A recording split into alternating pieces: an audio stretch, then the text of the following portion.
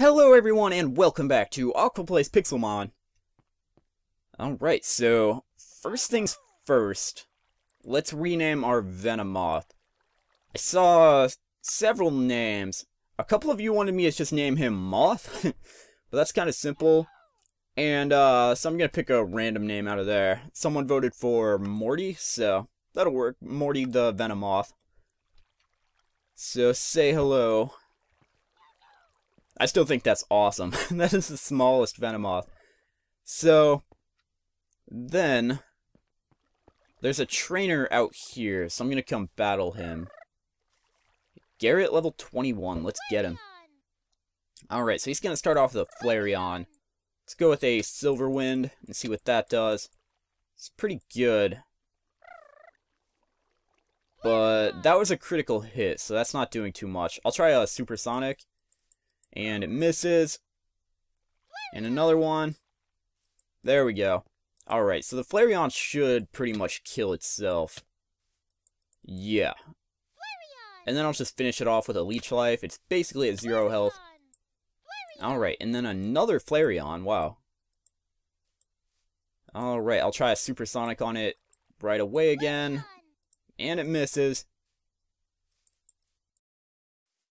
Now Flareon is confused, so let's go with a Silverwind. And unfortunately this move only has 5 PP, so hopefully we can take this thing out pretty quick. And this is my last one. So that's it. Yeah, good thing Flareon is kind of hurting itself. I think it might have snapped out of confusion now. So, yeah, we just gotta finish that thing with a Leech Life. And now, here's a Flareon. Or, a Growlithe. Let's go into Pygmy. It's only level 20. Pygmy should be able to handle this. And pretty soon here, in the next couple episodes, I'm going to be evolving my Pygmy into an Arcanine. Because I really want to see what the Pygmy Arcanine looks like. That'll probably be pretty cool. Alright, got it. Oh, no, it did that glitch thing where the trainer disappears, but the Pokemon stays. So I still got a level 20 Growlithe hanging out over here. Let's just kill it really quick with Vaporeon. It still even says Garrett next to his name. It's kind of weird. Hydro Pump should be more than enough. Alright, good job, Aqua. And let's go heal up, because Venomoth is out of moves, pretty much. I kind of wish I would have saved Acrobatics for Venomoth, because he needs another good move. And then what I wanted to do next was check out all of the Pokemon that I caught in the last video. So, temporarily, I'll just throw most of my party in here. And then we need to look at Raichu, Snorlax, this Nidoran, and my other Snorlax. Caught a lot of Pokemon a couple episodes ago.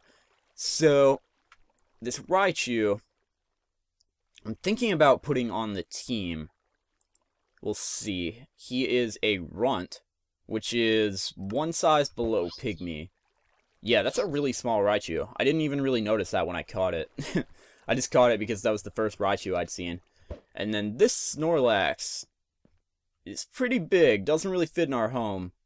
Let's see what size it is. This one's a giant. Alright, and then Nidoran female. That is very small. But they all are, so this could just be normal size. This one is small, so not quite a Pygmy. And then Snorlax. Wow, this one looks even bigger than the other one. These things are massive. This one doesn't even fit in the walls. It's like clipping into the side. That is crazy. Yeah, this one's enormous. So this is the largest size that you can get a Snorlax. And it has Lick, Belly Drum, Snore, and Block. Those moves are pretty terrible. It doesn't really have any attacking moves. So yeah. If I ever use that, I might have to try to find some TMs to teach it some moves. Wow, this smaller Snorlax has much better moves. It has Defense Curl, Body Slam, and Rollout. That is a much, much better moveset. That's kind of strange. wish my big one had a better moveset. We might just have to level it up a little bit.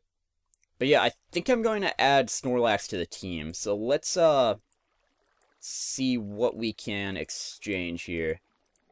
I haven't really got to use Mew or Venomoth much yet, so they're going to stay on the team. I want to evolve Pygmy before I switch him out. So it seems Electrode, Tesla here, is the only thing I can really switch out. So I'm going to switch him for the enormous Snorlax. And then, yeah, so Electrode may rejoin the team at some point. I definitely want to get back to a lot of these Pokemon. I want to evolve Poliwhirl because the Poliwrath model in the new update looks absolutely awesome. And then I might get back to Electabuzz, Bumblebee. I want to get back to Wartortle. I want to get back to Sirius because he's one of the classics. I want to get back to Scissors and Electrode. And maybe even Raichu. So there's a lot of stuff we still need to do. And plenty of features in this mod that I want to get to. And I made a potato farm, so yeah, that should be a good source of nourishment. Yeah, apparently when they are full grown, they can give you between 1 and 3 potatoes. So I'll just wait for those to grow. I got an extra one there, so that's cool. And yeah, the baked potatoes, I cooked one of these. I don't know how much health they restore, so I'll try it out. That gave me 3 bars of health. Wow. So if I start farming all of these and I cook all of the potatoes, those will actually be a very good source of food. And my farm's a lot bigger now, so I was able to get 20 pieces of bread pretty easily. And a story I wanted to tell you guys was, back when I made my Pixelmon update video, I actually loaded this world in it to, or I think it was the Pixelmon installation video actually. I loaded this world to like make a point of what stuff looks like if you don't have the proper mods installed. And I loaded the world after that, after I reinstalled all the updates. And my PC was gone, my healer was gone, my anvil was gone, everything was gone. All of my items were as well, so I restocked the amount of Pokeballs that I had in the last video. And everything in my chest down here was gone too. So I just gave myself a few more apricorns of each kind. But what it did was basically just deleted every single thing that I had in my Pixelmon world that involved the mod. So I came out here as well to just check on stuff. And all of my apricorn trees were gone, so I replanted those. So we should be alright. I think I restored everything basically to how it was before. I kind of replanted the apricorn trees in a more strategic position. I just put like all of the black and yellow apricorn trees along this edge here because those are the ones I use more than anything else. And then I was really worried that all of my PC Pokemon would be gone because my PC was deleted, and even the Pokemon in my party, once I got the mod reinstalled, they all had 0 HP and everything seemed kind of glitched out. And one side effect from that, actually, is that the passive mobs will spawn out on the grass now. I kind of want to go see if I can find one really quick. I found that pretty interesting. I've kind of got like a hybrid world going on between normal Minecraft and Pixelmon, and I don't know if the aggressive mobs will spawn at night now. If they do, I'm gonna have to mess around with the mods and try to fix that, but I don't think they will. I have searched around at night a little bit, just to make sure, but yeah, as you can see here, this is a cow, so welcome to the Pixelmon world, cow. Things are gonna be pretty rough for you. So yeah, the passive mobs will just spawn every once in a while. They have a pretty low rate to spawn because I think the Pixelmon interfere with that. Oh no. You've got to be kidding me. Ugh. I think we all know what has to happen here. Every single episode. Wow, this one looks giant though. Charmander. Out of curiosity, I'm gonna catch you. Because I can't really pass up an enormous Charizard. Where'd you go? Don't try to run from me. No, you're gonna die a death that is far worse than anything that has come before you. Wow, that fell all the way down here. Why are Charmanders so hard to catch? Oh, and you're gonna break my Pokeballs now. That's how it's gonna be. Okay, I'll hit you with a Leech Life. There we go. And then, let's try a Nest Ball. I just want to check the size on this thing before I kill it. But rest assured, this thing will die a terrible death. Ugh. Why are these so hard to catch? Charmanders are the hardest thing to catch in the entire game. Charmanders and Charmeleons. Look at that. It broke out immediately. It didn't even take a second. Just die. Get caught. I'm done with this. Just give up. You barely have any health left. Just get captured. It'll be easier this way. Easier for me, at least. You're still gonna die a pretty bad death. Alright, so I've got a plan for this one. I'll show you in a second. Let's head on over back to our base really quick. If it is enormous size, I'm not sure how I will proceed. Because it would be a shame to kill an enormous Charizard. Because we could... an enormous Charmander. I said this like last episode, but I always just transcribe all of their names. Like, if I'm talking about Charmander, Charmeleon, or Charizard, I pretty much just say one of their names at complete random without thinking about it, so it's kind of funny. Oh, there's like no way over here except by swimming around all of these trees. I should have thought this out a little better. And wow, even over here, there's not a way up. Yeah, I didn't plan this out too well. Let's throw a dirt block there and climb over. Alright, so... yeah, I'll have to think of how I will proceed after I find this Charmander. So let's temporarily get rid of Snorlax and look at this thing. So what size are you? You are enormous. Yeah, I kind of thought so just by looking at you. What an interesting dilemma we have here. Well, I already have Aqua Fire. And it's, you know, it's big enough. It's pretty cool.